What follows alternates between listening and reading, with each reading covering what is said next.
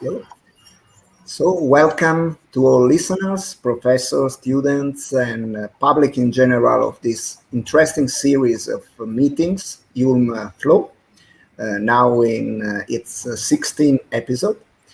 Today we will talk about a theme that significantly combines the dimension of actuality with that of history, the aspect of all inclusion and those of necessary understanding. We talk about one of the most important and active United Nations agencies, the High Commissioner for Refugees, about its origins, its historical experience, its present, and its future challenges. I'm Massimo de Giuseppe, Professor of Contemporary History here at ULM University, and we will have with us as a welcome guest Carlotta Sami, Senior Regional Public Information Officer, spokesperson of UNHCR, with a long experience ranging from human rights. She worked in Amnesty International for a long time, and international law, communication, marketing, financial, and strategic planning. She also had a long experience in emergency operation as well in emergency-related campaigns and communication activities. But the High Commissioner does not only deal with emergencies, but with a complex series of problems in which the understanding of geopolitical situation, the conflicts of socioeconomic changes taking place in the global and local scenario, all become essential elements of an intricate mosaic of whose center are human lives. Today, the increasingly consolidated studies on refugees and their connection with the mutation of war events help us to place in the long term the analysis of this phenomena, often referred by the media as a simple emergency. I'm thinking of the works of Peter Gatrell, The Making of Modern Refugee, Jan Janssen, Simona Lessing, Refugee Crisis from 1945 to 2000, Political and Societal Response in International Comparison, or the other interesting works of Klaus Neumann, Pamela Ballinger, Jill Losher, and for Italy, for example, Silvia Salvateci, and on the eras preceding the birth of UNHCR, Gia Cagnotti.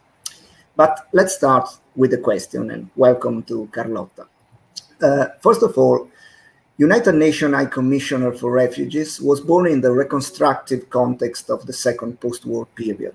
The experience of the Second World War, with its destructions, deportation, concentration camps, extermination camps, racism, interethnic hatred, massive bombings of civilians up to entry into the atomic age with the Hiroshima bombing, had profoundly redefined the logic of displacement, of the most or less forced civilians, and of the same condition of refugees in a wide scenario of total war that was new for that age. After the Article 14 of the 48th Universal Declaration of Human Rights, which recognized the right of person to seek asylum for persecution in other countries, the Convention relating to the status of refugees, the 51 Refugee Geneva Convention in 1951, we entered into a new era. The convention is into force from April 54 and was born as a United Nations multilateral treaty that defines who a refugee is and sets out the rights of individuals who are granted asylum and the responsibility of nations that grant asylum and adopt specific measures. In 47, the International Refugee Organization, IRO, was founded by United Nations with the target of take over the United Nations Relief and Rehabilitation Administration, UNRWA, as was called in Italy, which was established during 1944, the end of the Second World War. But with the birth, the complicated birth of UNHCR, connected with the General Assembly, connected with the Economic and Social Council, we enter in a new era. Initially, the focus was on Europe, But already at the end of the 30s, it was realized that the refugee phenomenon was much broader and more structural than only the European post-war situation. So what can you say about the origins and the first ideas that launched this long and complex and original experience that is UNHCR? Thank you. Thank you for your question, and thank you for having me here today. Speaking about the situation of refugees at global level, I'm really glad we can also speak about the origins of UNHCR as an agency. As Professor, you are highlighting the initial idea in establishing UNHCR was just to have an agency that should have taken care of the displaced and refugees as a result of World War II. So mainly Europeans that escaped the war a bit everywhere. But soon after the Second World War, it was quite clear that not only war were not stopping, but also persecution and violence were pushing more people out of their countries and houses and places of origin. Actually, it is also very good to be here today because on the 28th, in 2 days, we will celebrate. This is a year where the year in which we celebrate, although we are not really thinking about being in a spirit of celebration for our agency, because the situation is really dire at global level. But in particular, in 2 days, on the 28th of July, we will celebrate the 70 years of the 1951 Refugee Convention. That basically it is the pillar and the bedrock of international protection for all those that are pushed to leave their homes, to flee their homes. You know for sure that discussions and analysis around the refugee conventions are many, and many are thinking that the refugee convention is could be a bit outdated. However, we see that in the past decades, the Refugee Convention has been enriched by many interpretations and also many international instruments, legal instruments that contributed to complete in a way its purpose. And the modern embodiment of the principle of asylum has been supplemented by many, many instruments at global level. However, it is true that nowadays, in comparison to what was happening in the past, there are several influences, especially populist influences, that are trying to narrow the value and the scope of the Refugee Convention itself. And we see a bit everywhere that for an asylum seekers, it is becoming more and more difficult to claim for his or her rights in terms of applying for asylum and crossing boundaries, basically in search of protection. We see, I mean, in Australia, but we are starting also to see that also in Europe, a tendency towards externalization that is worrying us a lot. And this is very sad to see from our perspective, because it's coming back to what Europe was, just not only during World War II and after it, but soon after it. For example, in 1956, when over 200,000 Hungarians, for example, fled, they were welcomed and given and recognized protection by other countries in just a few months. On the other side, we see everywhere that communities are at the bottom, let's say, welcoming refugees, also in very, very poor environment. And this aspect is quite striking because actually today, approximately 90% of people fleeing are hosted by poor countries, are not hosted in the global north. So we may also look at what is called the global refugee crisis, probably as a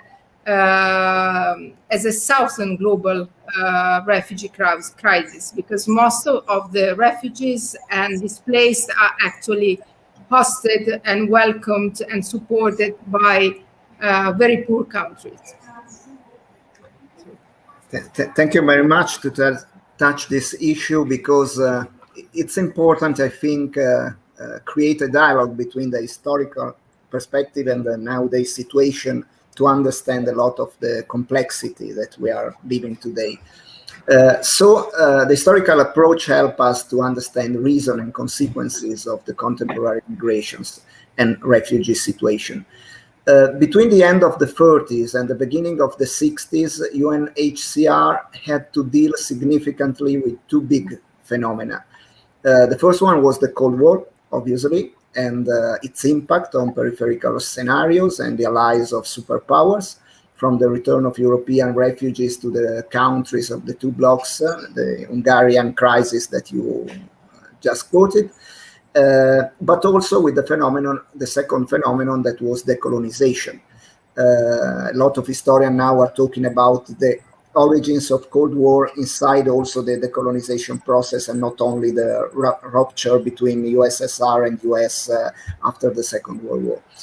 And Indian independence, with the separation of India and Pakistan, which generated millions of refugees and flows of peoples. The end of Chinese war, with the migration to Taiwan from the nationalist people. The African independences, obviously, culminating in the 60s with the birth of 17 new nation states. All this produce upheavals of peoples, dynamics unprecedented of the refugee front. The first example probably was the United Nations Relief and Works Agency for Palestine Refugees, the UNRWA. That is a UN agency that supports the relief and human development of Palestinian refugees with a special mandate that it's a very peculiar case, separated from the global action of UNHCR. Decolonization triggered large movements of refugees in Africa, above all, also in Latin America, not for decolonization processes, but for guerrilla and anti-guerrilla contra-insurgencia movement. But the idea is that the convention relating to status of refugee, do you think has changed during the 60s and the 70s, relying to this necessary adoption of a very global or local, in some way, wide vision of the refugee seeker identity? Do you think there is a sort of transformation in the identity of the UNHCR during this particular age of mixing between Cold War and decolonization processes? Well, with regards to the agency, I think that the agency changed a lot its approach in the past decades, because basically the conditions on the ground have changed a lot. As you were pointing out at the very beginning, we are not just dealing with emergencies. We are dealing with emergencies because we are the agency that has the mandate to intervene immediately when there are a massive influx of people fleeing a country or an area. So we're speaking both of refugees and displaced. But what is happening is that not only the numbers of those that are fleeing are increasing, and in particular have increased so much in the past 10 years. So we basically 10 years ago there were around 40 million people fleeing, and nowadays we have 82.4 million people fleeing. But also what has changed with regards to the past is that the opportunities for those fleeing to go back to their countries in dignity and safety, because we always adopt this approach and this principle that returning to the countries of origin should be possible also just with dignity and safety. While in the past that was an opportunity, a concrete opportunity for many, while today's is like an utopic opportunity for just a few. And we know that most of the refugees actually remains in the country of asylum for at least 15, if not 20 years.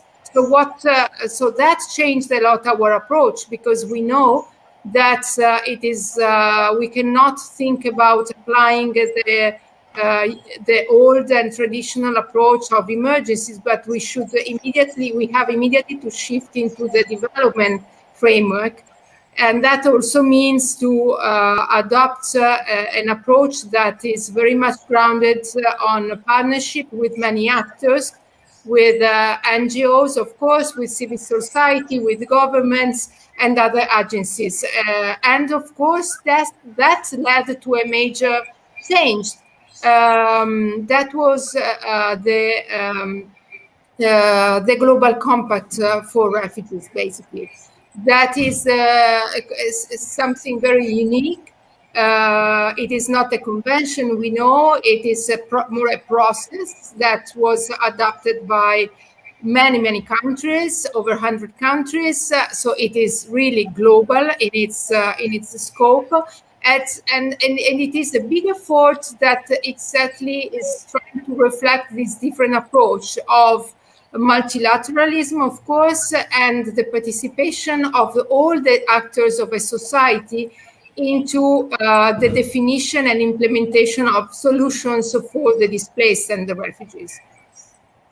Okay, thank you very much. I have a last historical question, then we go directly to the actuality. Talking about the 70s, the period between the 70s and the end of the 20th century, the 70s were marked by civil wars, from the mass exodus following the independence of Bangladesh in 73 from Pakistan, to the tragedy of Pol Pot, Cambodia in Asia, and a new relapse of the Cold War in the years of the flexible response from Vietnam War, Latin American dictatorship in Chile or Argentina, until the Soviet invasion of Afghanistan. The thing is that between the 70s, the 80s, and the 90s, the war has changed a lot. Has changed and with the war has changed the phenomenon of the refugees and the issues connected to the refugees seeker situation on an humanitarian level, social, gender connections. And in the 80s, with the new Cold War, the era of Ronald Reagan on one side, and the end of Brezhnev, Andropov, Chernenko, and then Gorbachev on the other side, with the Iran-Iraq war, the Central American tragedy in Nicaragua, El Salvador, Guatemala, the idea of civil war and internally displaced people changed a lot, forcing the UNHCR to change strategy very, very deeply. In the 90s, we see what Mary Keldor used to call the new wars, less traditional, less formal, less state-oriented, from the former Yugoslavian example to Sri Lanka, from Timor-East to the Sub-Saharan, the genocide in Rwanda, obviously the most impressive, Burundi, the Great War of Congo, the smallest but not less tragic war in Liberia or Sierra Leone. In the end of the Cold War, we see a new dimension of interethnic conflict that has a deep impact about the refugee phenomenon.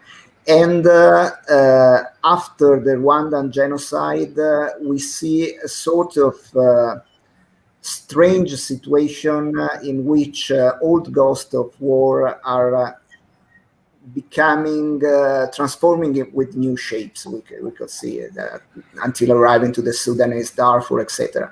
Interethnic hatred, the explosion of Islamist terrorism, new fundamentalism, not only Islamic like Taliban in Afghanistan, but also in some other area of the world. So what do you think about the idea of the media representation of the refugee has changed in this turn of the millennium? Before, in the 70s, for example, the Chilean or Argentinian refugee in Europe had a sort of cultural acceptance very strong. In the first part of the new millennium, the image of the refugee is presented in a different way from the general media. What do you think about this relation between war and perception of war? It changed a lot because the conditions changed a lot. In a way, the way in which the migration flows are composed determined also the way in which the media represented the refugees and the migrants. What has been very clear in the past 10 years, let's say 10, 15 years, is a kind of it is a tendency of the media to avoid representing the complexity of such flows. And actually the flows became more and more complex. In particular, media, and I'm speaking mainly about Western media, the global Western media started misrepresenting people migrating because they were just in a way communicating about the fact that those people were attempting to come here, to come to the north and reach a Western world, but they were missing the opportunity to explain about the reasons. This is in a way starting to change as much as global journalism is also taking into consideration a bit more also other part of the globe, but it is still difficult and it is quite challenging to have media representing the different reasons, because actually in many parts of the world you have people that are actually migrating for the for the need to move and to look for a better social position and a better future, and people that are pushed by several reasons that are not just it is not just the conflict. So many times we read into media about political refugees, or then we listen, especially from political leaders, making this distinction between those that are fleeing because war and those that are false refugees. And this is not the case, because we know that people are pushed, and the Refugee Convention consider refugees not only those fleeing because of war, but also fleeing because of persecution. And then nowadays we have another existential threat. We call it an existential threat that is represented by climate change. That is an actual threat. It is not a threat of the future. It is a threat of today. And that's in a way make things even more complex, because the Refugee Convention does not consider the refugee the climate refugee, but we know that many times people are forced to flee because of a combination of factors that start with climate change and then are mixed with violence and persecution and sometimes conflict. If you look at areas of the world, we were speaking before about terrorism, for example.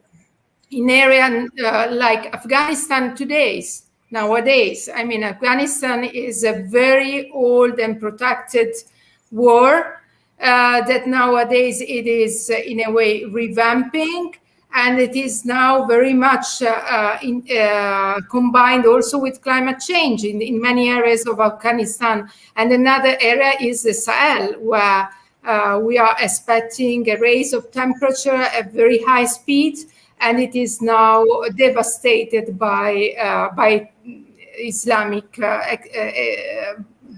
terrorism and violence.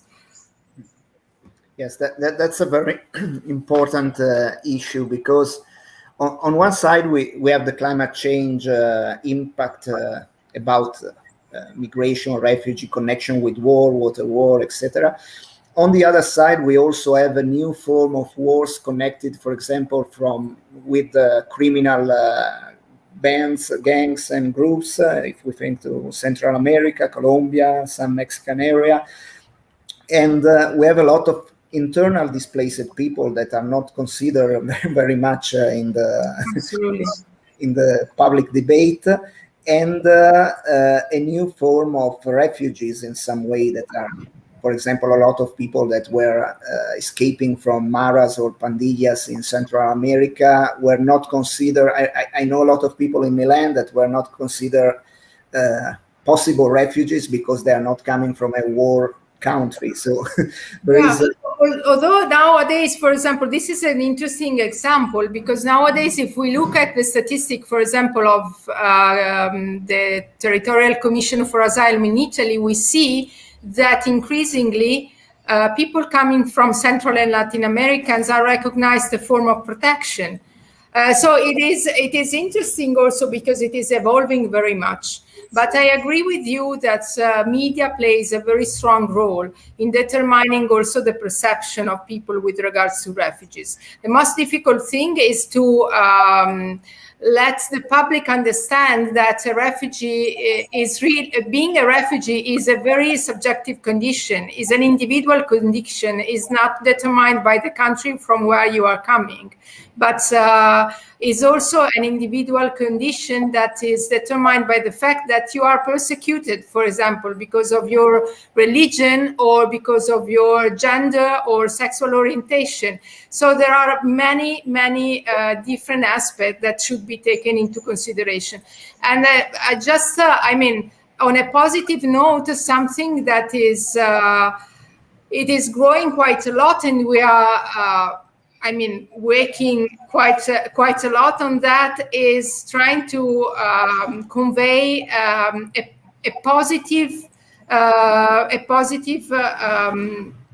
perception of refugees and the displaced in terms of being people that can bring talent and force and courage and dignity, basically. It is a way to dignify people, not just in our countries, but a bit everywhere. And on a very actual note, for example, the fact that we invested so much effort in creating this refugee Olympic team is exactly in that direction. You know, these are refugees coming from all over the world, and they are just showing how talented they are in sports. And so, I mean, we are trying to shape the media. It is very difficult, and even more difficult, I would say, with the pandemic, of course, because the pandemic also changed very much things. Thank you. We are in a mainly communication university, so we can sensibilize some students to talk about these issues. But as you said before, nowadays, sometimes the border between socioeconomic migrants and the refugees not so clear in some cases. So what about your relationship with International Migrants Organization, with the other agencies of United Nations systems? How are you dealing with them, obviously with the nation states, this kind of issues? Yes, as I was saying before, I mean, we work all the time in partnership. Our way of working is through partnership and in coordination with other agencies. Of course, this goes straight into the UN cluster system and the way in which all different agencies are coordinating in different on the field. So we collaborate, of course, with IUM, the International Organization for Migration, that became a UN entity, if I'm not wrong, two years ago. We collaborate with them. We collaborate with them a lot on the ground. We collaborate with them also in countries like Italy. We have different mandates, of course, but in a way we find also a way to complement our mandates. And the same applies to other UN agencies, like, of course, OCHA, UN Women, and many others, of course. So this is exactly the approach not only of the Global Compact for Refugees, but also of other UN instruments that's basically are grounded on one principle, that with global crisis, you cannot find just unilateral solution, but you need multilateral solutions, and really you have to have multiple actors agreeing on specific strategies and on how to implement those strategies on the ground. And of course, the dialogue with the governments on the ground is absolutely relevant, with donors. I mean, both intended as state donors, public donors, and also the private sector, because as you know, I mean, the private sector, big companies are becoming very relevant, not only because they are investing in many countries where refugees are present, but also because they are willing also to support humanitarian actions at global level. And of course, the NGOs. The NGOs are most relevant partners for us, and we always work with and through NGOs everywhere. Okay, that's an interesting point. I remember, if I remember well, January of 1995, when Boutros Boutros-Ghali was the General Secretary of UN in the Copenhagen Social Forum of United Nations that formed the idea of the Millennium Development Goals. There was the first official dialogue between NGO and UN agencies. I remember a conference press with Eurostep, that was a network of European NGO, and the representative of Boutros-Ghali told that it was a primary way, the collaboration between UN agency and NGO. For example, in the case of UNHCR, how do you work with NGO, international, transnational NGO, and national NGO? Yeah, as I said, I mean, the NGOs are our partners, and we have every year, we have a global meeting with NGOs, for example, at Geneva level, so at headquarter level. So we gather all the NGOs, we engage in discussions, and we agree way forward and strategies with them, of course. So we have a very open dialogue, and NGOs are, I mean, daily part of our work. I mean, both in terms of implementing our operations on the ground, but through this annual meeting also at a very high level, at a strategic level. Mm-hmm.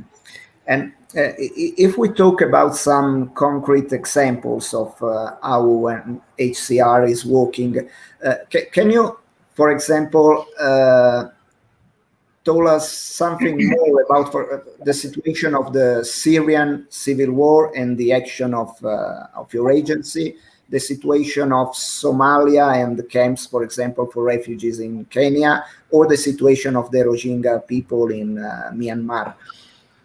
Yes, okay. These are three very different situations. Yes, if you allow me, I would tell you, well, I would tell you more about situation that I know more, because I haven't been to Somalia, to Syria, or to Bangladesh. But for example, in terms of also collaboration with NGOs, I can tell you about the Sahel situation that I know more, and that in a way is impacting also more our country, Italy. Basically, for example, in Niger and in many other countries in the Sahel region, we work with NGOs, also with Italian NGOs, on several aspects. We work with Italian NGOs, for example, when we need to offer to refugees and asylum seekers psychosocial assistance. I do not know if you are aware that in 2017 we started a program that is aiming at evacuating more vulnerable refugees from Libya to Niger, waiting for the possibility to be transferred to third safe countries in Europe or elsewhere. Immediately we were very much aware of the fact that those that we were evacuating, they were in need of psychosocial assistance, psychological assistance, because they were mainly victims of torture and abuse. And well, instead of hiring hundreds of UNHCR staff to do that, we know that there are very good staff that work with very specialized NGOs. So we partnered with NGOs on that.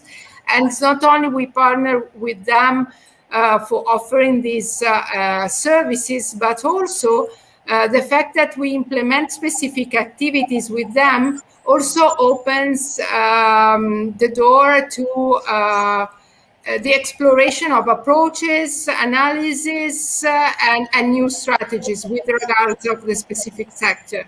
So that was very clear, and this is basically the approach that we adopt everywhere. Mm-hmm. So, talking about this, as an observer, direct observer, have you seen some changes in the trend with respect, for example, of the gender issues or the child situation inside the global refugee phenomenon in the last years? Yes, definitely. First of all, you have to think that half of the refugees and displaced population are children. Then also in terms of age, you have to think that most of the elderly, they do not flee. They can't flee. So we have also to think about that the more vulnerable and those that are very old, and this is very sad, but they are left behind. So they find themselves in a really terrible and horrible situation. Those that are fleeing are most of the time very young. Women, of course, women alone with children. And we found out, and we just published a report recently, that in particular during the past year, and also because of the pandemic, in particular, children and women have been have seen the exposure to abuse and violence increasing a lot. That mainly because many states, because of the pandemic, they closed their borders. And that in a way prompted also the flourishing of illegal practices. The pandemic also provoked economic problems economic and social problems for refugees. So it was more and more difficult, especially for women, to find a job, and for the for girls to go to school. Basically, they were pulled out from schools, and so we saw also an increase of early child marriage. So there is, for sure, in terms of massive flows of people, they are not age or gender neutral. If we look at the what we call the Central Mediterranean route, that is the route that comes from Eastern Africa and Western Africa through Libya to Europe, we know that there are many cases of violence and abuse, but that most of the people in those flows are, for example, male, very young male, and there are just a few women. And the women and the girls that are in this influx, basically they are victims of trafficking, but that also include the fact that the younger and the males, they are also subject to many forms of violence and abuse. So yeah, I mean, the aspect of gender and age is absolutely relevant. And it is determining a lot the way in which we frame our strategies and our operations. Thank you. And see, yes, and obviously the connection with the changing of routes is very important. I think every route has some character, specific character. The Balkan routes, the Baltic routes. I've seen, for example, in the Mexican and North U.S. border now are coming a lot of African people passing from the Caribbean, from Haiti, and other countries. So they are changing every day with a lot of complexity. And about the pandemic, do you think a part of the impact on fundraising campaigns that is obvious? And these things that you are presenting now, do you think there will be a long-term impact about the action of UNHCR, or it will be controlled in some way? Well, something that we are very much worried about, there are two things we are very much worried about, basically. The way in which the pandemic is disrupting the the economy of the poorer countries, because as I was saying at the beginning, I mean, if 90% of the refugees and the displaced are hosted by poor countries, and in the developing world, basically, what happened in that country, in those countries with the pandemic, is that the economy has been awfully disrupted. Yeah. And that means that for refugees, most of the people think that refugees are hosted in refugee camps, and it is not the case. Most of the refugees are living in urban areas, and it is also something that we are encouraging in a way. We are not in favor of creating hundreds and hundreds of camps. We are very much pushing with our strategies to have refugees welcomed and integrated into the broader society and broader communities. But also that means that refugees that can count many times on irregular jobs, with the pandemic, they lost those irregular jobs even. So the economy is something that worries us a lot, and that's why we partnered immediately at the very beginning of the pandemic. I remember our very first actions in March 2020 were in the direction of finding partners to reinforce, and states and governments to reinforce and support the economies of these poor states. And not because we fear that people will be able to, or will be pushed to move further, because they do not have any resource. But the fact is that basically they will be brought at the very lowest level of survival.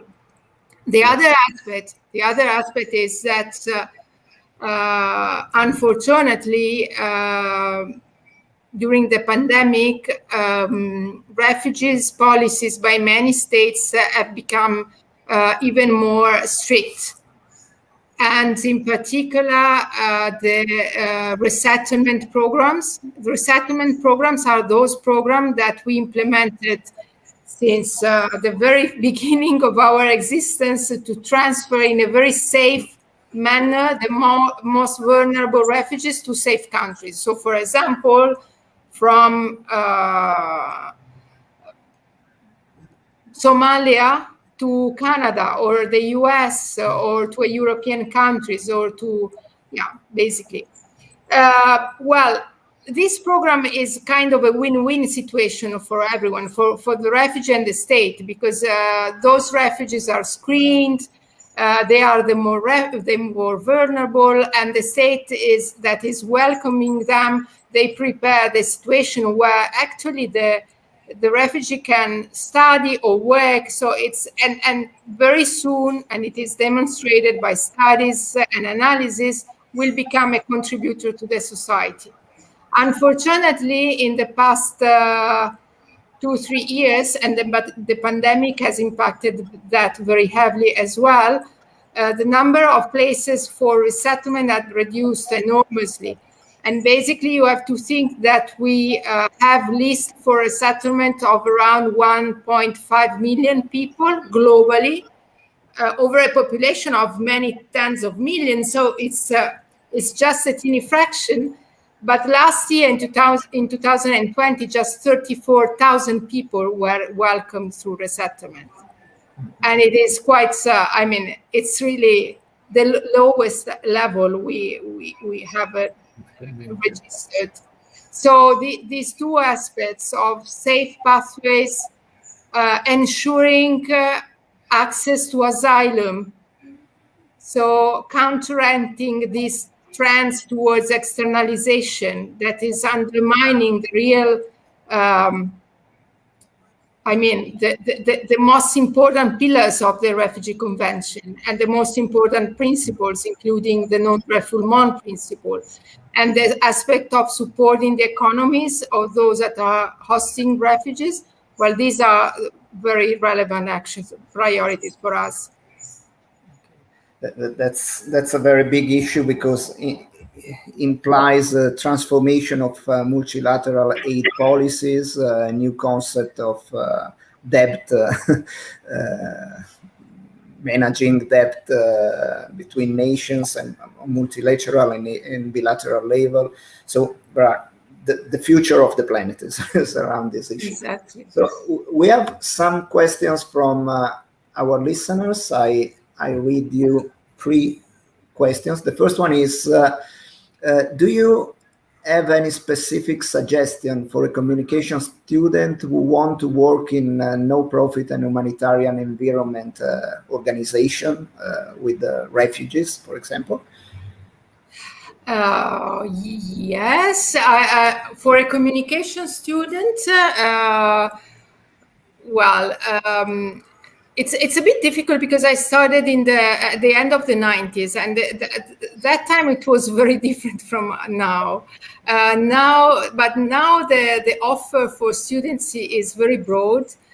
So there are many offers in terms of masters. So I would suggest, first of all, to find a good master's in Italy or abroad, to have a good possibility to speak, of course, English, but even another language, if possible, either Spanish, for example, is very useful, or Arabic, or French at least, and then to volunteer. I would suggest to start immediately volunteering. You do not need to volunteer very far from where you're living, but you can. But still, you need to start volunteering. And if you can also go abroad, now with the pandemic, is more and more difficult, I know. But if you have the opportunity to go abroad for a couple of months at least to volunteer, I would suggest that. And then there is, do not forget, it is not very specific on communication, but there is this great opportunity that we have in Europe, that is the European Civil Service, that offers the possibility to work with NGOs in a humanitarian context. And that is a very good opportunity, I think.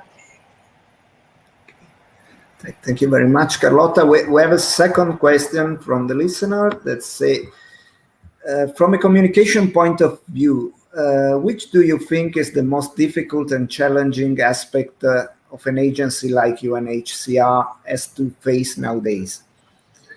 The most challenging aspect is the parcelization, if I can say, of information through social media and fake news. It's really difficult. I remember I started. I'm not a communication expert. I have to say, I'm not born as a communication expert. I started this work on the field, working on programs and emergencies. But I always had a passion for communication. And I remember at the end of the 90s, at the very beginning of the internet era, we were working with communication through internet and debating a lot about the evolution of communication, the possibility through internet to be for everyone to be a communicator, okay? And that is for sure interesting. The problem is that we have is when one communicates without having any connection with real life, any connection with what is happening really. So that prompted, in a way, the possibility for everyone to put any kind of information without any need to prove that information is true, created a huge amount of fake news and misinformation that is framing, unfortunately, it is really framing the political debate in a very, very deep manner. And so it is not just a problem of communication, but is a problem of misinformation that is framing the perception of public opinion, and it is consequently also framing the political debate and the political decision. So the challenge is huge. So what we are trying to do is very much, I think, now to bring real life into communication, and also to have those we are mandated to protect, to have them, the refugees and the displaced, become protagonists of communication. So for me, it is a spokesperson. Yes, okay, but it does not mean that I have to be the person that speaks all the time. I prefer to have others speaking in first person. So refugees, and for example, also in Italy, we are experiencing since 3-4 years something very positive and very useful, that are communication training for refugees. On how to speak in public, how to work and in any case be active on social media, how to handle interviews. And that is proving to be very, very useful. Because it is also because refugees want to communicate, as everyone today wants to communicate. But the fact is that they are much more exposed than us. So the risk for them are higher, of course. We do not have to forget that these are people that are persecuted and that are here because they cannot go back home. And so, I mean, we have to be very careful, of course, and they have to be very careful in the way they expose themselves.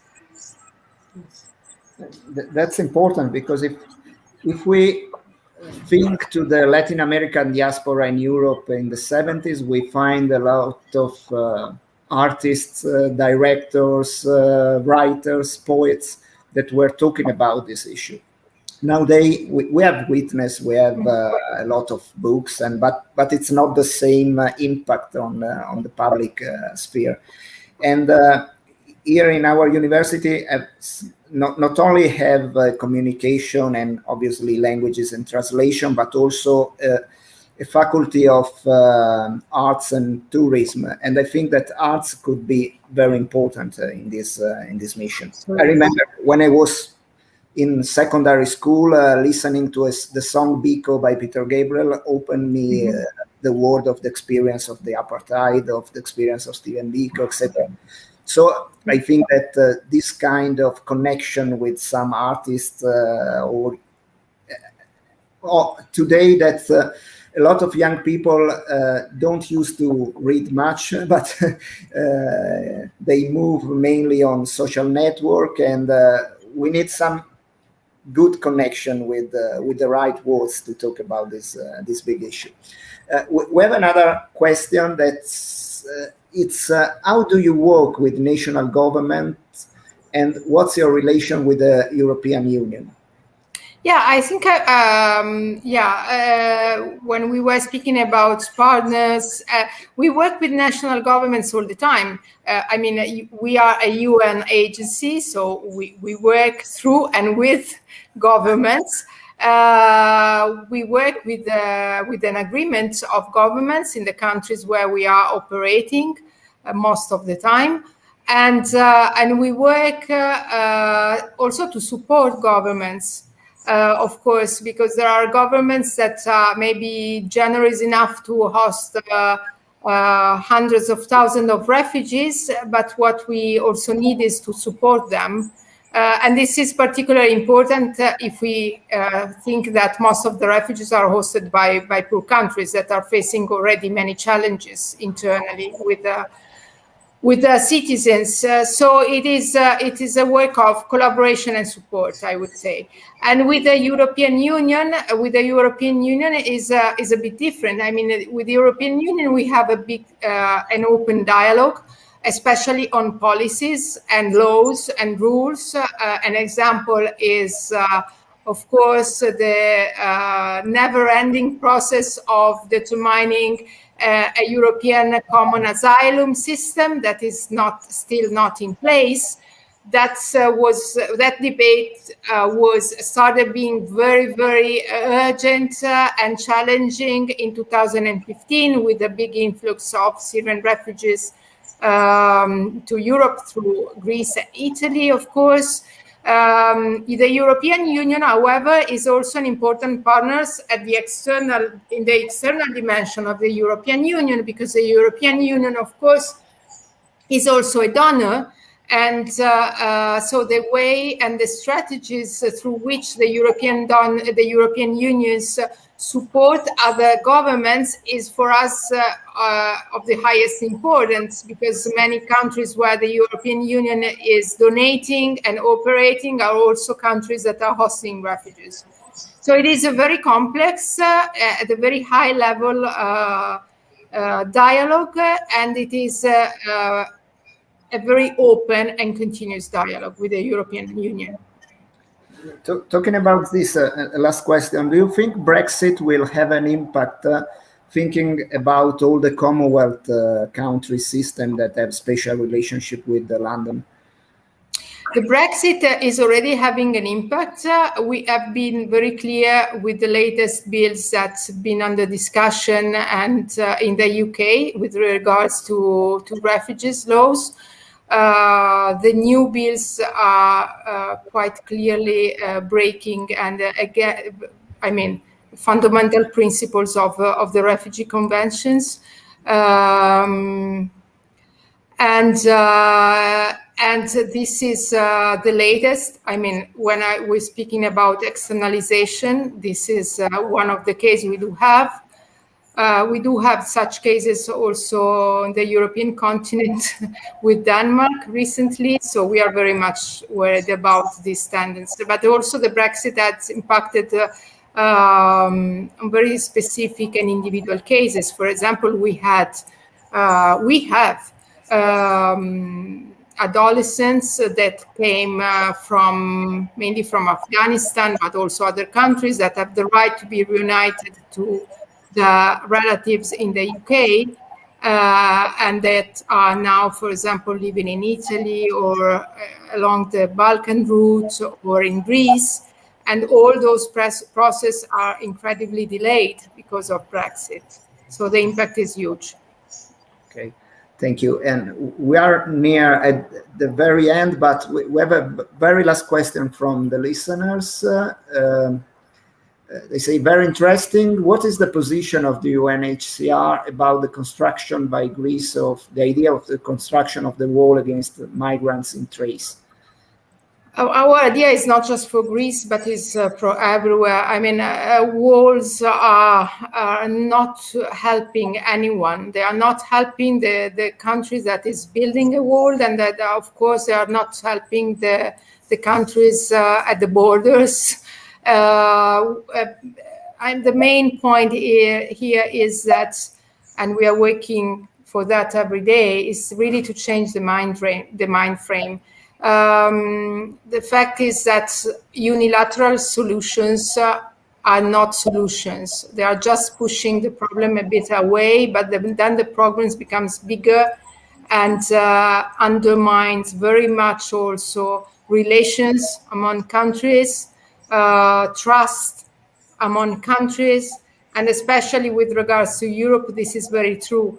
The main point for Europe would be, with the very low numbers of refugees and asylum seekers arriving to Europe, would be really to share the responsibility of the protection and reception among all the European Union states in equal manner.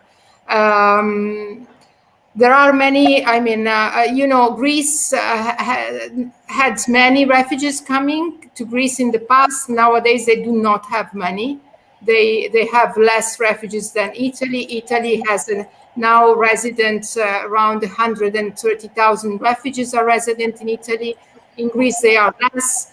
While, for example, France have, if I'm not wrong, almost 400,000 refugees residents, and Germany over 1 million. So also the way at which we look at European countries should be, should be grounded on reality and not on rhetoric. Unfortunately, rhetoric then turns into actions that may have very, very negative effects. Thank you. And I remember to our listeners that for the last week we are here in ULM an exhibition called Border Walls that was built around these big issues. So we are at the end. Thank you very much, Carlotta. I don't know if you want to say something more. No, it was just a pleasure. I would also like to thank you, ULM University, because ULM University, I would like to remember here, I do not know if the students are aware, ULM University is partnering with UNHCR exactly for allowing refugees to come and study in Italy in a safe manner. And this is a very concrete example of the way in which we create partnerships and we intend partnership. So thank you. Thank you very much, Carlotta. I also thank Roberto and Paola of our International Affairs Office and our technicians, obviously. And see you next time for the next Flow Talk. Bye. Thank you. Bye.